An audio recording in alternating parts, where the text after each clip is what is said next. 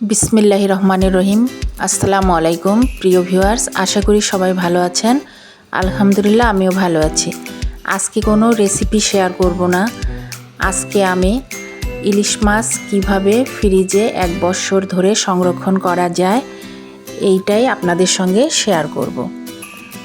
তো চলুন দেখা যাক আমি কিভাবে ইলিশ মাছগুলো 1 বছরের জন্য সংরক্ষণ করব। তো আমি প্রথমে ইলিশ মাছ নিয়েছি 5টা ইলিশ মাছ নিয়েছি। তো ইলিশ মাছ অনেক দিন ফ্রিজে থাকলে দেখা যায় গন্ধ করে, একটা গন্ধ আসে, আষ্টা গন্ধ আসে, আবার স্বাদও নষ্ট হয়ে যায়। এই জন্য এই সংরক্ষণ পদ্ধতিটা এইভাবে আমি করি। দেখুন, প্রথমে মাছ এভাবে একটা টিস্যুর সাহায্যে চেপে চেপে মাছের পানিটা মুছে নিব, মাছে যেন কোনো পানি না থাকে। তো দেখুন টিস্যুটা ভিজে গেছে, অনেক পানি ছিল। তো ইলিশ মাছ সাধারণত বরফে থাকে, এই জন্য পানি থাকে। তো বাজার থেকে নিয়ে আসার পরে এইভাবে পানিগুলো মুছে নিব। তো আমি সবগুলো মাছের পানি এইভাবে মুছে নিয়েছি।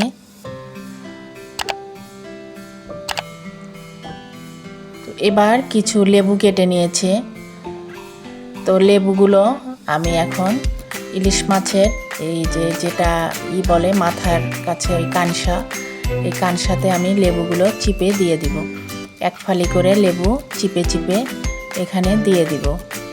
এই লেবুর রসটা দেওয়াতে ইলিশ মাছের যে একটা আষ্টা গন্ধ, এই গন্ধটা থাকবে না, চলে যাবে। আর অনেক দিন ফ্রিজে রাখলেও এই গন্ধটা হবে না। তো একদিকে দিয়ে দিলাম, অন্য দিকেও আমি এইভাবে চেপে চেপে দিয়ে দিব। আবার কিছু রস ইলিশ মাছের গায়েও দিয়ে দিব। তো এভাবে আমার একটা হয়ে গেল, আমি আর একটা করে নিচ্ছে। এভাবে আমি সবগুলোতে দিয়ে দিব।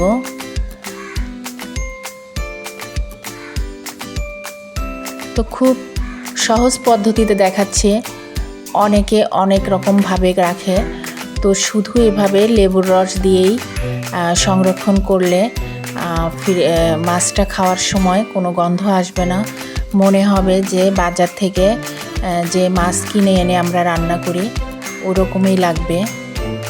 তো লেবুর রস সবগুলোতে দেওয়া হয়ে গেছে। এখন আমি এভাবে একটা পলি নিব, পলিটার কোণার দিকে মাথাটা দিয়ে দিব, তাহলে মাছটা যেহেতু বড়, লেজটা বের হয়ে আসবে না। তো এইভাবে চেপে চেপে যাতে কোনো বাতাস না থাকে ভিতরে, এভাবে চাপ দিয়ে দিয়ে পলিটা মাছের সঙ্গে লাগিয়ে নিব। দেখুন কিভাবে আমি করছি, এইভাবে যাতে কোনো বাতাস না থাকে ভিতরে, এইভাবে চাপ দিয়ে দিয়ে এইভাবে পলি এইভাবে একদম লেজ পর্যন্ত নিয়ে যাব। এই সাইডটাও আমি চাপ দিয়ে দিয়ে করে নিচ্ছি, দিয়ে আমি লেজ পর্যন্ত এইভাবে দিয়ে দিচ্ছি। দেখুন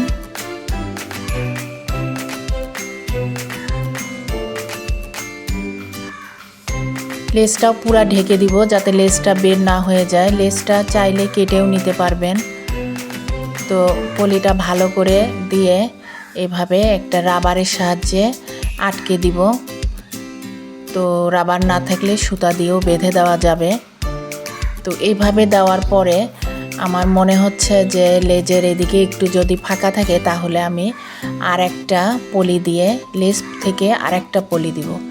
তো ডাবল হয়ে গেলে ভালো হবে। আর একটা দিয়ে এটাও ভালো করে রাবারের সাহায্যে আটকে রাখবো।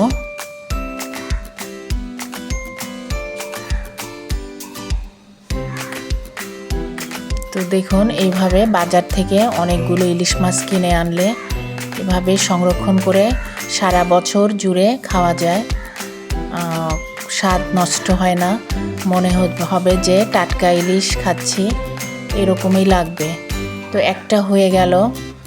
তো আমি এগুলো এভাবে আমি সবগুলো ইলিশ মাছ পলি দিয়ে করে নিব। তো লেজের জায়গাটা এইভাবে রাবার দিয়ে করে আবার একটা ডবল আমি পলি দিব।